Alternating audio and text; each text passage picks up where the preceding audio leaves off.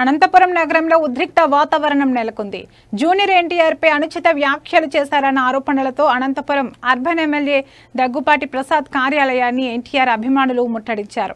Social మీడియాలో viral అయిన ఓ audio క్లిప్లో MLA NTR ను దూషించారని ఆరోపిస్తూ అభిమానులు పెద్ద ఎత్తున నిరసనకు దిగారు. మేము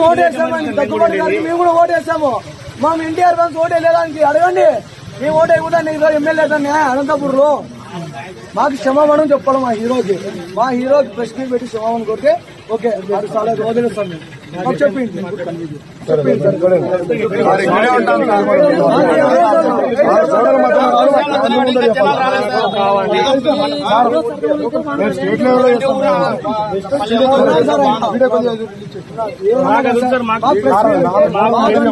మా కన్వీనర్ ఉన్నాడు ఇక్కడ, మా రాయలసీమ తెలుసు. వాళ్ళ ముందర మా ఫ్యాన్స్ కొంతమంది పెట్టుకుని క్షమాపణ కోరితే ఓకే సార్. ప్రెస్ మీట్ ముందర బహిరంగంగా చెప్పాలా.